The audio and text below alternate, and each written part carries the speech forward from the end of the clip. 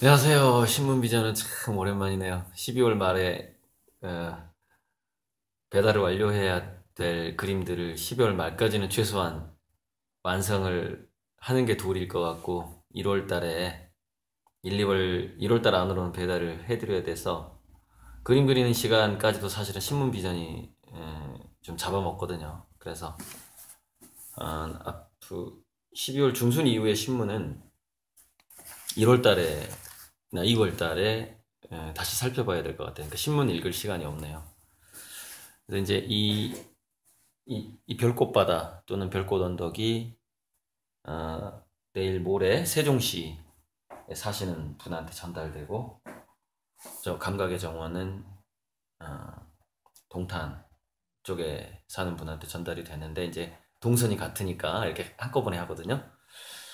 아직 이제 미완성이고 99% 정도, 98% 정도가 진행된 상황이고 내일 이제 다시 점검하고 바니쉬를 칠하려고 해요. 그러니까 마지막 마무리할 때 바쁘게 서두른다고 그림이 좋아지는 게 아니고 방망이 깎는 노인처럼 그리다가 하룻밤 자고 다음날 다시 봐야 되거든요. 그러니까 급하다고 오늘 다 완성해야지 해버리면 이제 그림이 이렇게 그 사족이 붙게 되는 거죠. 더 비효율성이 나타나게 되죠. 그러니까 제가 오늘 또 중용 칼럼을 써서 방금 보냈는데 박항서 중용 21장, 23장, 21장에서 24장을 예전에 제가 BTS가 좋은 성과를 내서 BTS와 중용을 연결했었고 이번에는 박항서 감독하고 중용을 연결해서 한 번 더 그 어떤 지극정성을 다하고 하는 것에 있어서 어, 세 가지 리더십으로 정리를 좀 했어요. 그러니까 보통 박항서 감독 하면 파파 리더십, 아빠 리더십으로 지금 알려져 있는데 아, 좀 면밀히 들여다보면은 엄마 리더십하고 아빠 리더십하고 친구 리더십이 결합돼 있어요. 물론 거기에 이제 형님 리더십이다 뭐 이런 사람도 있는데 이거 뭐 가족 리더십인데 가족처럼 대하는데 근데 이제 제가 칼럼에서 중요하게 다뤘던 거는 그 중에서 베트남 축구팀의 그 정도의 성과를 낼 수 있었던 가장 핵심적인 리더십이 무엇이었느냐 이것을 이제 중용이라는 거하고 결합해서 풀었죠. 칼럼으로 풀었는데 핵심은 친구 리더십이에요. 친구 리더십. 성과를 나누고 이게 비행기에서 자기 그 좋은 자리를 부상당한 선수한테 내주는 것이 그것을 어떤 리더십으로 볼 것이냐. 그러니까 박항서 감독이 이 친구 같은 마음이었느냐, 아빠 같은 마음이었느냐, 엄마 같은 마음이었느냐. 전통적으로 우리나라의 엄마의 특성, 아빠의 특성 또는 친구의 특성으로 봤을 때 음, 저는 친구 리더십이 가장 강력했다라고 정의를 내렸고 그것이 이제 그 자성명이라고 그래가지고 자기의 그 진심이 그대로 이렇게 비추는 드러나는 방식의 소통 그거 자체가 친구 리더십이고 베트남 팀들에게 자신감을 주고 또 체력 단련할 인내심도 주고 그랬다. 이제 그렇게 제가 진단을 한 거죠. 여러분 이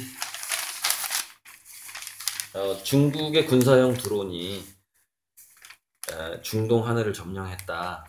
뭐 사실 이것도 보통 문제는 아니지만 제가 여기서 얘기하고 싶은 건 바로 이 밑에 이스라엘 청년이 무린매질 하는 것을 보면서 다윗과 골리앗이 생각이 났거든요.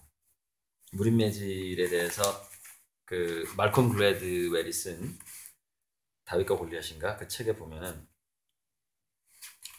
그 당시 그러니까 우리가 예전에 보면은 그 데모할 때 예전에 운동권 학생들 데모할 때 보도블록을 깨가지고 던지기 좋은 한 3등분 정도 하면 아주 던지기 좋아지거든요. 보도블록을 이렇게 3등분, 4등분, 6등분을 해서 던지곤 했죠. 근데 그 다윗과 골리앗이 싸우던 그 들판에 계란 크기만한 그 약간 동글동글한 돌멩이가 많다는 거예요. 그래서 이 무린매가 발달할 수밖에 없었던 게 재료가 많은 거예요.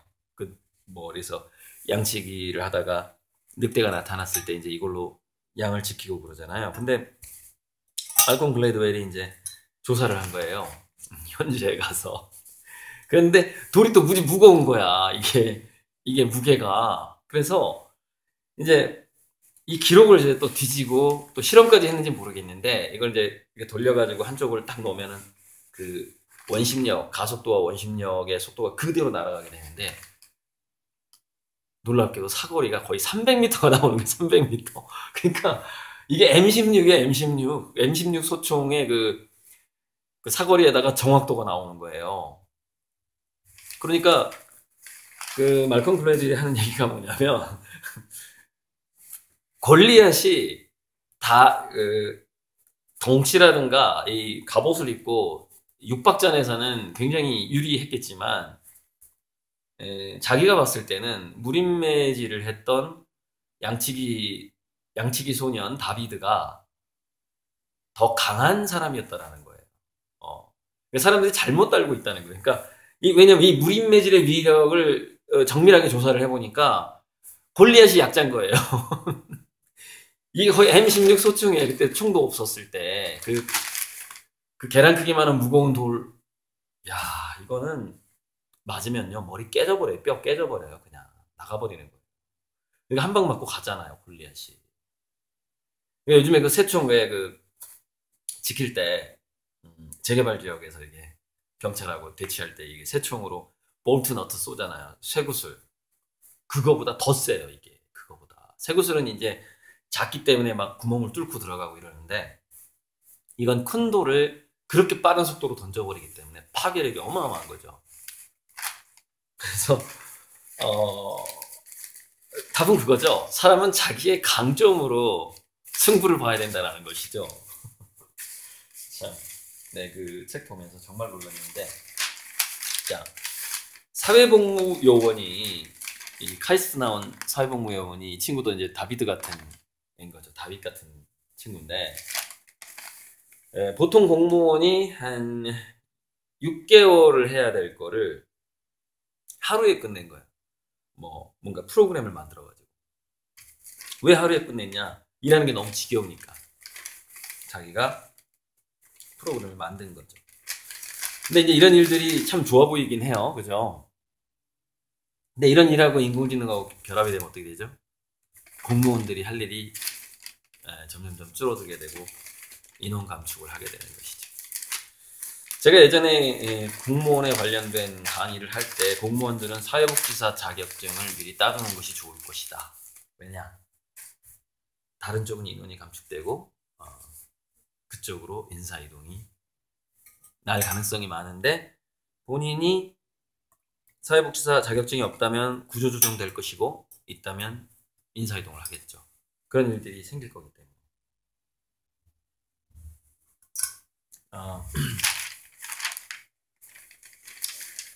스탠퍼드대에 굉장히 저명한 연구를 잘하는 중국 과학자가 있나 봐요. 이분인데 이분이 갑작스럽게 자살을 했는데 미중 무역 전쟁, 기술 유출 이런 것이 있다 보니까 스파이로 의심당해서 노회찬 의원처럼 자살로 위장된 타살이 아니냐 라는 이야기가 흘러나오고 있답니다. 했는데 서울대 취업률이 거품을 빼니까 서울대 졸업생 취업률이 45%다. 45%다. 이거 점점 줄어들겠죠. 다시 서울대를 졸업해도 취업률은 30%밖에 안 되는 그런 시대가 오겠죠. 자, 10대 중고등 학생들이 등교 시간을 1시간 정도 늦추게 되면 수면 시간이 오히려 더 줄어들게 되고 성적이 더 올라간다라는 이게 예전에 나온 적이 있어요. 신체 리듬 때문에 중3, 중2 이후가 되면은 아침잠이 많아진대요. 그래서 아침에 좀 더 자게 해주는 게 낮에 효율성을 올린다라는 그런 과학 연구 결과가 몇 년 전에 나온 적이 있어요. 굉장히 오래전에 나온 적이 있죠.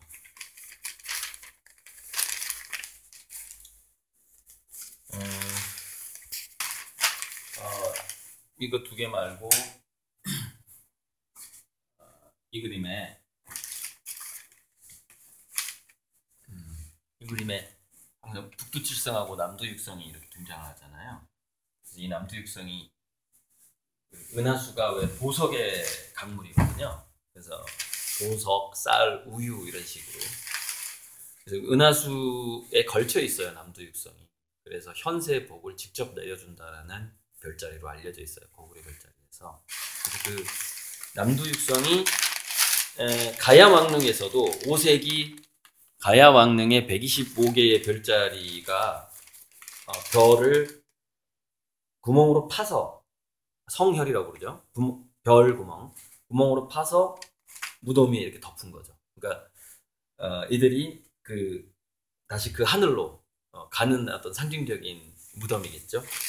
근데 남도육성은 고구려 벽화에서도 아주 중요하고 가야, 신라, 백제 이런 데서도 굉장히 중요한 별자리인 거예요. 제가 그래서 이걸 꼭 그리는 거거든요. 현세의 그 복을 빌었던, 그러니까 우리 조상들이 하늘을 바라보면서 자기 현세의 복을 빌었고 영혼의 안정과 내세의 복을 빌었던 두 가지 대표적인 별자리. 여러분, 그 영혼이 이 시대에 사라졌을 거라고 생각하세요? 양자물리학에서 양자 얽힘이라고 있는데 모든 게 얽혀 있습니다. 인탱글되어 있어요. 그리고 시간 차이가 없어요. 무슨 얘기냐면은 지구상에서 달과 태양과 태양신을 5천년간 섬겼고 인류가 북두칠성과 남두칠성을 바라보면서 떨어지는 그 유성 별똥별을 바라보면서 소원을 빌었던 인류의 그 마음은 이 지구상에 쫙 깔려 있어요. 그래서 제가 그 모든 것을 다 끌어서 제 그림에 집어넣는 겁니다. 그리고 걸어드리는 거죠. 효과가 있을까요, 없을까요? 이카루스란 그림을 건 리스람복은 분명히 효과를 봤죠. 뭐 수십억, 수백억의 광고 효과, 방탄소년단이 리스람복을 입기 시작했으니까. 그런데 별꽃바다를 선물했던 그 소피아 여성병원장님도 갑자기 제 그림을 걸고 나서 손님이 늘었다는 거예요. 그래서 나는 그 별꽃바다에다가 이렇게 소원을 비는 남도육성 이런 건 안 그렸는데 라고 생각해 보니까 제가 그 그림에다 뭘 담냐면은 나의 눈 속으로 우주가 들어오는 그 영상이거든요. 그게 블랙홀이에요. 그러니까 주변 사람들을 이렇게 끌어오는 가장 강력한 중력을 가진 존재, 이 우주에서. 그게 블랙홀이란 말이에요. 거대 블랙홀. 은하까지도 끌어들이는 영상을 제가 그렸거든요. 그것을 걸었더니 손님들을 끌어들이더라. 그렇구나. 이게 블랙홀이기 때문에 그런 효과가 있을 수 있겠다. 여러분, 이걸 주술적이라고 생각하지 마세요. 이건 양자 얽힘입니다.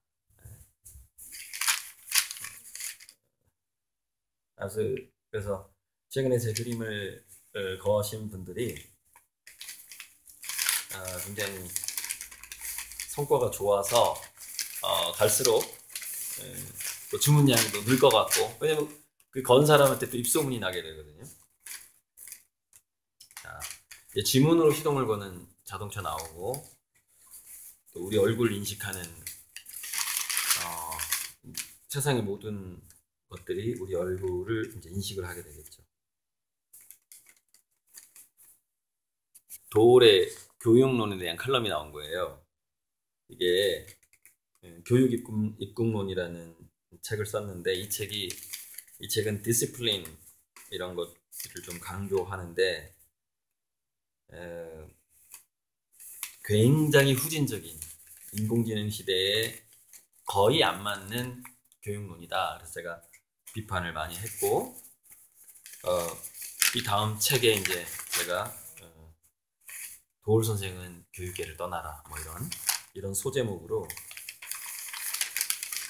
책을 쓰려고 합니다. 최근 3주새 50명이 사망한 이 한국, 이 산업재해, 이게 이제 죽음의 외주화라고 부르는 건데, 이게 교묘한 전쟁이거든요. 그러니까 예전에 노예를 왜 만리장성 쌓을 때 그 밑에 일하다가 죽으면 그냥 바로 묻었다고 하잖아요. 그러니까 노예를 부려먹는 방식이 바로 이런 방식이에요. 하청 방식이거든요. 그러니까 인간은 우리가 개미 있죠, 개미. 개미가 다른 개미 집단을 공격해서 노예로 삼잖아요. 인간도 다른 집단을 노예로 삼고자 하는 본능이 있어요. 그래서 그 본능을 제도가 아니면, 법과 제도가 아니면은 그 본능을 억제시킬 수가 없어요. 그래서 법률을 만들어야 되는 거예요. 인간은 위험하기 때문에. 제가 두뇌 사용 설명서라는 책 앞쪽에도 그 계모, 즉 다른 집의 어린 아이를 맡은 그 엄마에게서 발현되는 그 살해 본능이라는 게 있거든요. 죽이고 싶단 말이에요, 그 애를. 그 본능이 살아날 가능성이 있어요. 그래서 어떤 그 보육교사들의 감정적인 환경, 그 다음에 감시 환경도 분명히 있어야 되고, 어린아이들을 위한 안전장치, 사각지대를 없애는 거, 이런 게 굉장히 중요하죠. 그 본능을 억제하기 위해서. 그렇습니다. 인간은 동물의 속성을 그대로 가지고 있다라는 점. 우리나라 이 산재가 영국의 18배예요. 영국은, 그러니까 산재가 적은 해외의 기업들의 특성이 뭐냐면, 산재가 한번 생기면 벌금을 몇십억을 먹여버려요. 몇십억을 이 사람이, 그 회사, 그래서 회사가 휘청거리고 망할 정도로. 그래서 일하는 사람들이 안전을 엄청나게 돈을 투자합니다. 벌금이 너무 세기 때문에. 그런 게 있어야 되는 것이죠.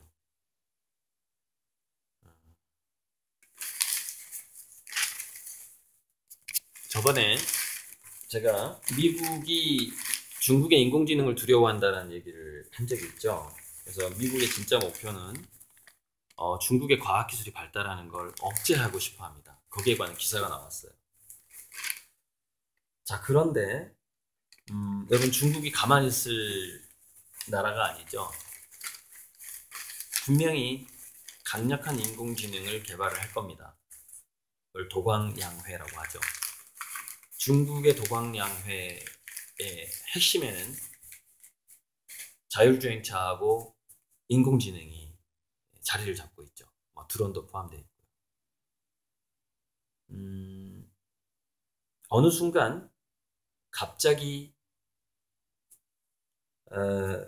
그 인공지능이 힘을 발휘할 날이 올 것 같아요. 제 생각에는. 도광양회처럼 중국은 숨기고 있을 겁니다. 아주 오랫동안. 한 10년? 그러다가 갑자기 그거를 써먹기 시작할 때가 오겠죠. 미국은 그 전에 중국을 힘을 약화시키고 쪼개려고 노력을 하겠죠. 자기가 이인자가 될 수가 없으니까.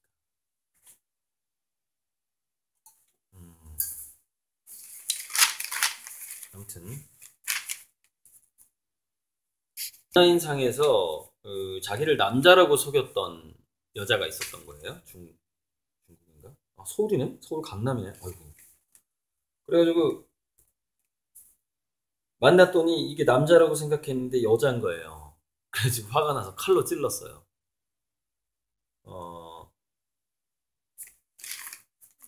이렇게 저는 뽀샵 있죠, 뽀샵. 뽀샵도 살짝 저는 화가 나요. 화가 나요. 프로필 사진. 너무 뽀샵하면 저는 안 좋다고 봅니다. 이런 사람의 분노를 살 수가 있어요. 아무튼 자, 2억을 더 싸게 불러도 서울 아파트 거래가 지금 안 된다. 드디어 때가 왔죠. 부동산 거품이 꺼질 때가 왔어요. 제가 이제 며칠 전 신문들 이렇게 빨리빨리 보면서 오려놨단 말이에요. 그러다 보니까 이렇게 펼치면서 보게 되는데,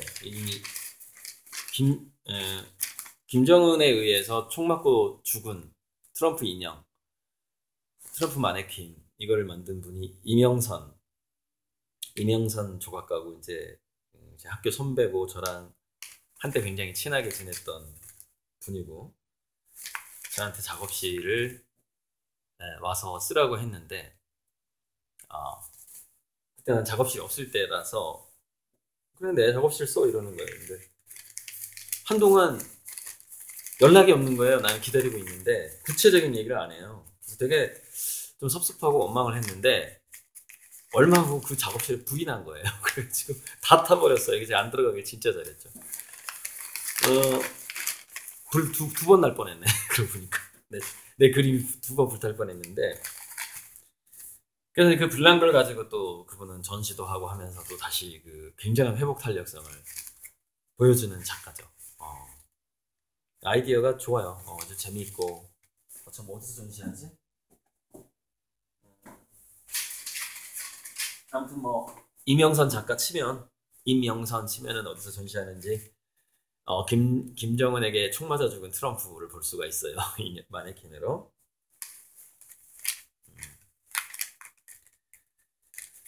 죽을 각오로 글로벌 초격차 역량을 확보하라.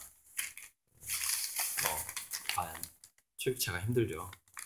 자동차 안에서 이렇게 영화를 보면서 갈 수 있는 자율주행차. 그러니까 유리창 전체가 스크린이 되는 자율주행차 실험은 지금 현대자동차에서도 하고 있네요. 빨리빨리 좋아지고 있죠.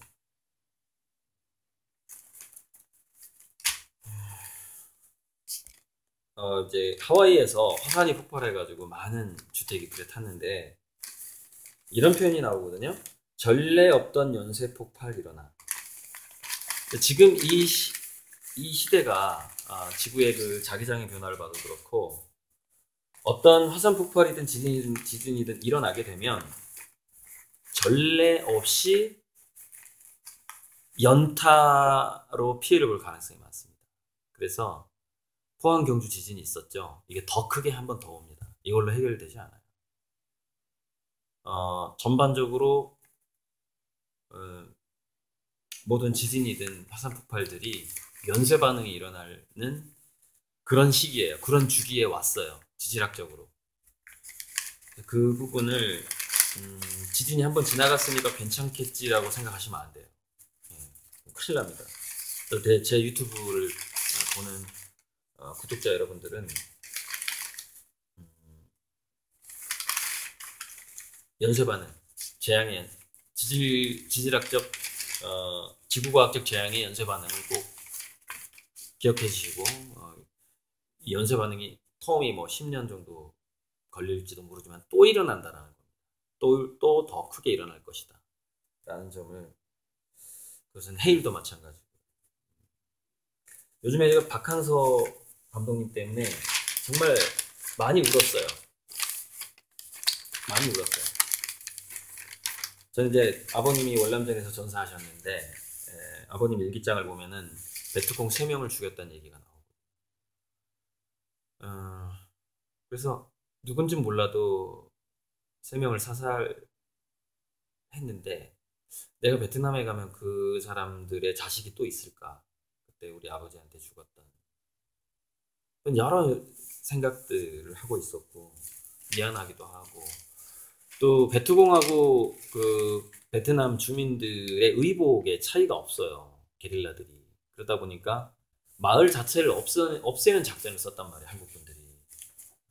그래서 마을을 불질러버리고 근거지가 되니까 예전에 우리 그 빨치산 때도 그랬거든요.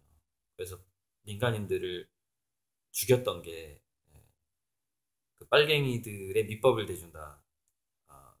식량이라든가 이런 것들을 대주기 때문에 마을을 없애는 식으로 갔단 말이죠. 그래서 많은 민간인을 한국군이 죽이긴 했죠.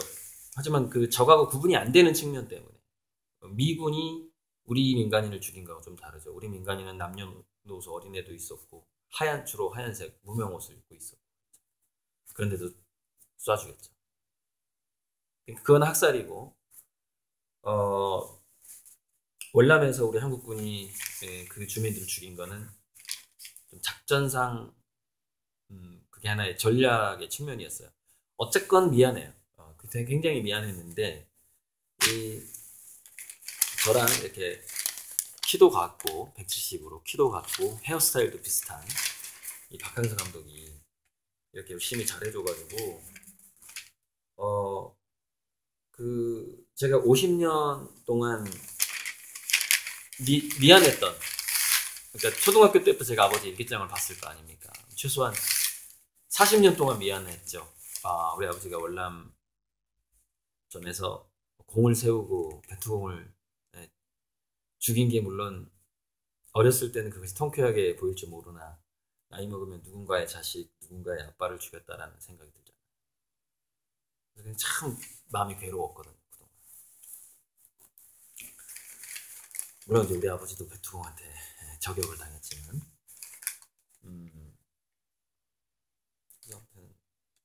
제 그 50세가 된 이때 이 박항서 감독이 이렇게 활약을 해줘가지고 너무너무 기쁜 거예요. 그래서 제가 이 기쁨을 칼럼으로 써서 피플투데이 주경 칼럼에 나갈 거예요. 거기 칼럼에는 좀 잘 썼어요. 이번 김영균 씨도 보세요. 컵라면을 또 가지고 있죠. 예전에 왜 그 지하철 고장, 스크린도 고장 나서 그분 이름 까먹었는데 그 청년도 컵라면이었고, 여러분 위험의 회주하고 이 노예화가요. 평범한 김치찌개하고 된장찌개도 못 먹게 만들어요. 시간을 그렇게 없애버려요. 이제 감각적 시간을 가질 수 있는 정의라는 것에 대한 칼럼도 얼마 전에 썼잖아요. 그거는 그건 서울문화투데이에 썼네요. 시간을 너무 없애버리는, 너무너무 잔인한 거죠. 최소한 점심때 김치찌개하고 된장찌개는 먹게 해줘야 되는 거 아니에요? 이게 컵라면으로 생활을 하게끔 하면 어떡하냐고. 자, 여기는 이 어린이 신문에는 뭐가 있나 나중에 얘기하고요. 이게 빨리빨리 찾아야 되니까.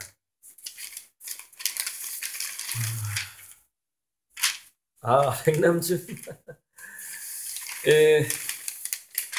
이 백남준 씨가 돌아가시기 전에 뉴욕에서 퍼포먼스를 하면서 그 조카 켄의 모자에다가 이렇게 붓질도 하고 각종 액션 페인팅을 했어요. 재밌는 얘기를 하나 해드릴게요. 그런데 고성만이라는 사람이 이 사람인 것 같아요. 이제 그 인터뷰한 사람인데 고성만이 이제 백남준 선생님 유언을 남길 테니까 기자회견을 자청을 했고, 그래서 고성만 씨가 갔죠. 그런데 이제 퍼포먼스를 한 거죠. 붓으로 했는데 백남준 씨가 막 붓을 휘둘렀는데 그 백남준 씨가 휘두른 붓에서 나온 그 빨간 물감이 이 고성만 씨 양복에 묻은 거예요. 이렇게 양복에. 그랬는데 이 고성만 씨는 그 순간에 그러니까 이건 미술 전공을 안 해서 그러나 그 순간에 이 생각을 해야 되거든요. 그 양복은 좋아요. 50만 원이라고 쳐요. 그리고 세탁을 맡기면 한 5만 원 든다고 칩시다. 그럼 다시 50만 원을 내가 5만 원만 쓰면 50만 원짜리의 양복을 그대로 자기가 가질 수 있어요. 그런데 왜 그 자리가 백남준 씨가 유언을 하는 자리였고 거의 마지막 퍼포먼스를 하는 자리였고 자기 양복이 백남준 씨의 캔버스가 됐다라는 사실을 왜 생각을 못했냐는 거죠. 그래가지고 그 물감이 묻어가지고 이제 자기가 또 닦은 거예요. 몰래 화장실 가서 이렇게 물 묻혀가지고 그냥 하던 일 계속 했으면 참 좋았을 텐데. 그래가지고 이제 이 사람이 화장실에서 지우고 나왔는데 50대의 키가 큰 미스 최 여성 큐레이터가 자기한테 그거 왜 씻었어요? 이러더라는 거예요. 그거 왜 닦았어요? 그거 그냥 그대로 보관하면은 나중에 얼마가 될지 모르는데 이랬다는 것이죠. 여러분 잘 생각해봐. 이 그 어떤 추상적인 가치가 지금은 물질적인 가치를 앞서 있는 시대란 말이에요. 그래서 백남준의 붓에서 나온 그 빨간 물감이 양복에 묻어 있을 때 그거는 얼마? 한 50억은 갈 수 있어요. 50억까지는 안 가도요. 5억은 가요. 5억은. 그거 경매에 붙이면. 이런 거 약간 유명한 예술가들과 관련된 것들이 경매에 나온 거 보면요. 1억 이하는 하나도 없어요. 10억, 20억이래요. 제 생각에 그 양복은 50억 한다고 봐요. 50억짜리 양복을 화장실에 불로 씻어버린 거예요. 그래서 큐레이터한테 혼났대요. 자기가 그거 씻어가지고 큐레이터한테 혼났다고, 야단 맞았다고, 당신 왜 그랬냐 막 이러면서 그 재밌는 이야기가 있어서 저는 이제 이때 백남준 씨가 이 켄이라는 사람의 자기 조카 켄이 넥타이를 하고 있었는데 그 넥타이 제작사가 제 친구 회사였어요. 그래서 제 친구가 켄한테 그걸 선물을 했어요. 그래서 그 켄이 그걸 차고 있었는데 거기에다도 그림을 그렸어요. 그래서 이제 그 넥타이가 백남준 미술관에 이제 가 있죠. 그런 아주 저는 그걸 직접 봤죠. 그 물감 묻은 넥타이를 직접 봐서 백남준의 퍼포먼스와 관련된 이 사건이 참 재밌게 저는 신문을 봤어요. 자, 홍성대 씨 상상고 자기가 16년간 현금으로 460억을 투자했다. 상상고에. 그런데 어떻게 자사고를 이제 문 닫게 하냐 이 부분인데 이게 있어요. 악덕 자본가들이 학교를 차리고 그것이 면세가 된다라는 점을 악용을 해서 탈세의 수단으로 써왔습니다. 써왔어요. 그러면은 그 부분을 우리가 고칠 때는 탈세를 하지 못하도록 하면 되는 거거든요. 그리고 어떻게든 돈을 많이 번 부자들이 학생들한테 돈을 쓰는 것만큼은 그건 자기 사재를 쓰는 거예요. 그거는 쓰겠다고 하면 그냥 박수 쳐주면 되는 거예요. 그리고 중학교 때 공부 잘하는 애들 뽑아가지고 자사고에서 가르칠 때 우리는 그냥 보통 애들 뽑은 그 일반고에서 굉장히 다양성 교육을 시키는 것이고 4차 산업혁명 시대를 준비하게 하는 것이죠. 그럼 자사고 특목고에서는 뭐 영어 수학 공부하느라고 머리의 창의성이 점점 낮아질 때 일반고 애들의 창의성이 좋게 기르는 것이죠. 그런 작전으로 가자라는 거예요. 그래서 여러 번 강의했고 뭐 했지만 자, 아까 구의역 참사였네요. 그 컵라면제가 얘기할 때. 근데 계속해서 국회에서 보수 국회의원들이 위험의 외주화 방지 법안을 계속 재계의 로비를 받고 그것을 통과 못하게 한 거죠. 여러분 가급적 빠른 시일 내에 한나라당, 새누리당, 자유한국당 전부 물갈이 한번 해야 되고요. 민주당의 한 70% 의원들을 물갈이 했으면 좋겠어요. 재계하고 얽히지 않은 사람 드물어요. 재계하고 얽혀 있는 건 조금이라도 발견되면 다 잘라버려야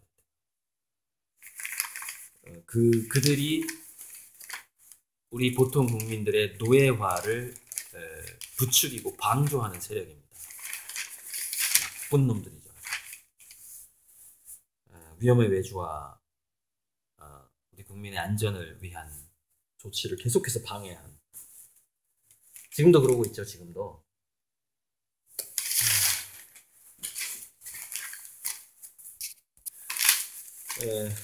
꿀벌의 감소를 막을 백신 개발에 대한 뉴스가 나왔는데 꿀벌의 감소를 막는 것만으로는 이 미래의 그 농업을 지키기가 어려울 수 있어요. 그래서 인공 벌꿀이 아마 나올 겁니다. 인공 수분을 자동으로 해주는 이미 그 기술은 저는 현재 완성되어 있다고 생각이 들어요.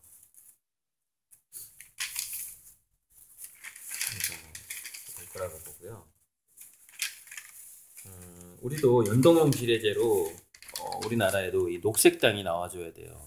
녹색당이 좀 등장을 해서 기후변화라든가 이 미세먼지 문제 이런 것들에 대해서 뭔가 활동을 해야 돼요. 그래야 균형 잡힌 정치가 되거든요. 유튜버가 초등학생 희망지급 5위가 됐다는 소식. 근데 진심을 공유해야 돼요. 유튜버는 돈 벌려고 이벤트성 뭔가를 하는 거는 힘이 약하죠. 그래서 뭐 구독자들 모은 다음에 막 팔아넘기고 권리금 받고 팔아넘기고 막 그런다고 하더라고요.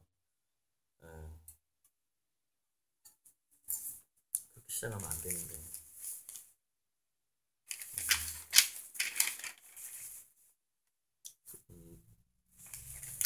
트럼프 탄핵이요. 제가 책에다 예측했지만 트럼프 탄핵이 또다시 우리 국회 위기를 불러오는 재점화하는 그런 도화선이 될 것 같아요. 트럼프 탄핵 또는 지지도가 떨어지는 것들.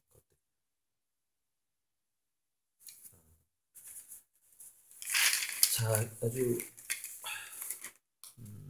무서운 약간 위험의 외주화 제가 말씀드렸죠. 그렇게 간접적으로 사람들을 노예화시키고 죽인다고. 거기에 대해서 박권일이라는 사람이 투자자가 살인자가 되는 체제가 있다고 얘기하는 거예요. 투자자가 살인자가 된다. 내용을 잠깐 보면은 이 칼럼 가운데 부분에 이런 내용이 나옵니다. 삼성바이오 상장 유지와 어린 노동자의 죽음은 상관이 없어 보이는 두 사건이지만 실은 동전의 양면이다. 이렇게 기업들은 봐줘요. 근데 이렇게 기업을 봐주면서 하청 노동자들이 위험해지는 것이 위험해지는 거죠. 그러니까 간접살인이죠. 기업을 봐주는 것 자체가. 그래서 주주들이 이윤을 추구하고 아무튼 또 투자를 하고 투자를 격려하고 기업을 봐주고 할 때마다 사람들은 인력 감축이 되고 외주화 되고 이런다는 것이죠. 그래서 대한민국은 자본과 노동의 관계는 투자자와 살인자의 시스템이다. Investor Murderer System 이라고 얘기를 하고 있는 겁니다. Investor Murderer System. 이윤을 추구하면은 사람을 죽이게 되고 직원들의 안전을 추구하게 되면 이윤이 줄어들게 된다. 당연히 이윤이 줄어드는 걸 감수를 해야 되겠죠. 그래서 잭 웰치가 주주가치 경영을 주장했던 사람인데 이 잭 웰치가 그렇게 주장하고 나서 28년 만에 반성을 하면서 주주가치는 가장 어리석은 아이디어였다라고 공개적으로 반성을 했다는 겁니다. 자기가 잘못 생각했다. 그거는 굉장히 부도덕한 결과를 낳게 된다는 것이죠. 그래서 이번에 국회의원 물갈이, 연동형 비례대표제, 비정규직 노동자들의 모임만으로 국회의원이 탄생할 수 있는, 환경보호론자만으로 국회의원이 탄생할 수 있는, 그 독일 같은 경우에는 그 5%의 지지율을 이렇게 안전장치로 준다고 하더라고요. 왜냐하면 극단적인 소수자에서 정치 세력이 나올까. 그럼 우리가 최소한 국민의 5% 정도가 지지한다면 국회의원 한 명 정도는 입성을 해야 된다는 겁니다. 국회에 들어가서 소리를 내야 된다는 것이죠. 그러니까 마리 루티라는 사람이 쓴 책 제목이 참, 이 사람이 쓴 이 책 속의 주제는 사랑이 노동이 될 때, 즉 섹스가 노동이 될 때라는 뜻이고요. 남근 선망과 내 안의 나쁜 감정들, 섹스에 대한 페미니스트 관점으로 쓴 책이라고 볼 수 있죠. 그래서 저는 이제 섹스에 대해서 페미니스트적인 관점이 아니라 제 진화생물학적인 관점을 좀 말씀드리고 싶어요. 실제로 그 사상이 그 생각이 저의 그 섹스관에 있어서도 좀 영향을 미치고 있는데, 그 주변 환경이, 그러니까 지구상 생명체 중에서, 지금까지 발견된 생명체 중에서 그 성기가 가장 크게 발달한 생명체가 기생충이거든요. 그러니까 주변에 천적이 없고 마음껏 번식 행동을 할 수 있고 하다 보니까 기생충들이 성기가 발달하게 되는 거예요. 우리 인간의 신체에 비해서 성기의 크기는 작잖아요. 그죠? 또 약간 더 큰 동물도 있고 더 작은 동물도 있는데. 그래서 글쎄 이게 좀, 저는 약간 금욕적인 것도 좋아하거든요. 그래서 머리 깎을 사주다 뭐 이런 얘기 들은 적도 있는데 절에 들어갈 사주다.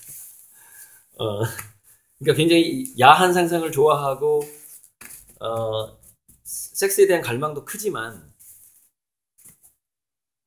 그것을 금욕을 함으로써 나에게 그 주어지는 어떤, 예를 들어서 예술적으로 그 끼가 간다거나, 제가 뭐 노래하는 거 듣고도 왜그 카네기가 어떤 분이 노래할 때 끼가 보이는데 그 끼가 다 그림으로 가느냐, 그래서 그렇다, 그림으로 간다, 이렇게 얘기를 했거든요. 붓질로 갑니다, 실제로. 그 어떤, 그러니까 이제 10대 때는 제가 노래를 좀 더 잘했는데, 그때 이제 그걸 갈고 닦지 않고 그냥 묶어놨잖아요. 묻어놓고 이제 그림으로 갔잖아요.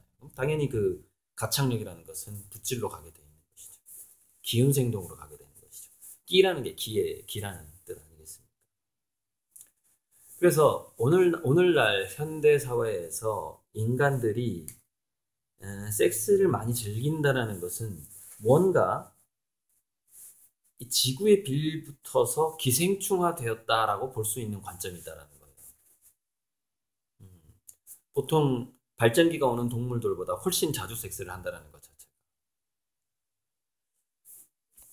그래서 좀 바람직하게 보지 않아요. 저는 너무 자주 하는 사람들에 대해서.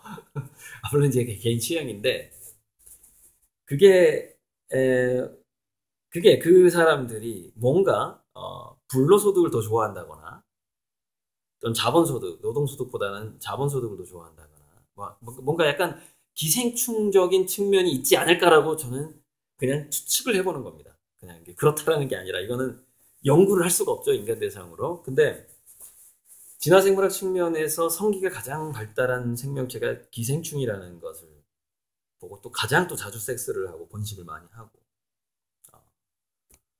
그런 점하고, 또 보통 자연 상태에서 사는 동물들은 1년에 한 번만 하잖아요. 그 발전기 때 1년에 한 번 딱 그 섹스하고 싸우고 새끼 낳고 또 1년 동안 키우고 이러거든요. 그게 평균이라고 봐야 돼요. 그러니까 저는 물론 1년에 한 번은 아니고 한 달에 한 번 정도, 그러니까 제 2달에 한 번 할 때도 있고, 그러니까 1년에 뭐 4-5번이라고 볼 수가 있겠는데, 그 정도로 하고서 이제 안 하거든요. 섹스를 안 하는데. 그러니까 여기는 제가 자유행위까지 다 포함된 겁니다. 그렇게 자주 안 하는 편이죠. 근데 제가 뭐 성기능에 문제가 있는 게 아니라, 그냥 제가 오랫동안 제 가치관으로 그게 굳어져 온 거예요. 섹스를 자주 한다라는 것이 그리 기분 좋게 안 느껴지는 거예요. 저는 그냥 그게 바람직하게 느껴지지 않는 거예요. 어쨌건 여기까지는 제 개인적인 취향이었고 제 생각이었는데, 이 페미니스트 관점에서 좀 마무리를 짓자면, 이건 둘 다, 여성도 남성도 이 남근 선망이라는 것이, 여성도 남성도 둘 다 피해자가 아니냐, 그런 관점이 지금 있는 것 같아요. 그래서 뭐 포르노 산업이라든가 이런 쪽으로만 이렇게 발달되고 있는 것, 이게 현재 우리 지구인의 어떤 진화 단계에서 어떤 수준의 한계, 그것을 보여주는 게 아닌가. 그런 생각도 들고요. 그래서 이 책이 지금 제가 여성이 아니라서 그런가 이 책의 내용이 확 그냥 다가오질 않네요. 잘. 그러니까 섹시해 보이는 것, 강해 보이는 것에 대한 선망 이런 것들이 그것이 자칫 잘못하면 또 폭력적이 될 수도 있잖아요. 해군 관간사에서 여자 해군 관간사에서 남자가 뭔지를 보여주겠다 이런 말을 했다는 거 아닙니까? 남근 선망. 그런 부분들이 아직은 우리가 섹스에 관해서 어떤 의식을 좀 더 진화시키고 좀 더 생각을 해봐야 되는 그런 미투 운동 이후에 그런 시대가 아닌가, 그런 때가 아닌가 생각이 들어서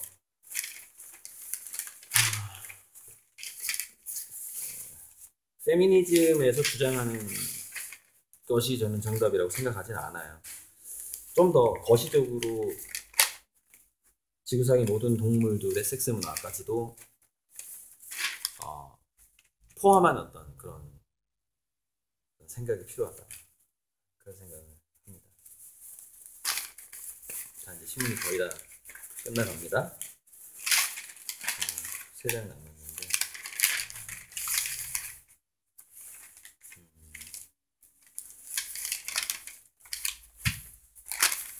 방탄소년단 경제 효과 1년에 5.6조, 약 6조. 이게 30조, 50조까지 커지겠죠. 앞으로. 방탄소년단 경제 효과. 보이스피싱 피해 급증 올해만 3,300억. 대포 통장을 만들 수 없도록 은행에서도 노력을 해야 될 것이고 보이스피싱에 대한 교육, 공익광고, 보이스피싱에 대한 공익광고도 조금 더 이 보이스피싱의 취약계층에게 노출되게끔 좀 했으면 좋겠어요. 지금 보이스피싱 공익광고는 보이스피싱을 잘 당하지 않을 사람들에게 노출되는 게 아닌가. 마치 정말 제 강의가 필요한 학부모들은 바빠서 맞벌이하고 있고 제 강의가 그다지 필요가 없는 학부모들이 제 강의 듣는 것처럼 그 사람들은 어쩌면 제 유튜브조차 잘 듣지를 못하겠죠. 정말 제 강의를 들어야 될 부모들이 그러고 있을 것 같습니다. 자, 그래서 어느 의원이 김용균 씨 돌아가셨을 때 이렇게 주장을 합니다. 어느 의원이 때늦은 반성문. 우리가 그를 죽였습니다. 비정규직을 없애자는 게 아니에요. 이렇게 가면 안 돼요. 비정규직을 없애자 이러면 안 된다니까요. 그러면 다 놓치게 되는 거예요. 분리해야 됩니다. 비정규직은 늘어날 수밖에 없을 수도 있어요. 그러나 인권과 안전권은 더 증대해야 되는 것이죠. 비정규직이 늘어나더라도. 그 분리해야 됩니다. 이게 한꺼번에 가니까 잘 안 바뀌는 거예요. 이게 이게 적재적소에 이렇게 급소라는 게 있잖아요. 급소. 법률을 바꾸는 것도 하나의 급소를 공격하는 거나 같거든요. 두리뭉실하게 마사지 하듯이 하지 말고 이렇게 핀셋 규제라고 그러죠. 핀셋 규제를 핀셋처럼 이렇게 정말 적절한 데다 이렇게 걸거나 풀거나 하는 거를 그런 게 필요하죠. 자, 장내 미생물하고 비만하고 밀접한 관계가 있는데 어렸을 때 항생제를 많이 투약받게 되는 아이들은 뚱뚱해지죠. 장내 미생물의 균형이 깨지기 때문에 그렇습니다. 그래서 우리 애도 가급적 항생제를 조금 투약되도록 그렇게 키우고 싶고 그렇게 건강하게 잘 자랐으면 좋겠습니다. 어찌됐건 항생제는 우리 몸에 좋은 미생물들을 죽게 되고 그리고 항생제를 조심해야 되고 또 하나가 이제 프리바이오틱스 프리바이오틱이라고 하죠. 그러니까 유산균을 만들어내는 원료물질, 원료물질을 많이 먹는 거, 그것이 또 굉장히 중요하죠. 네, 오늘은 50분이나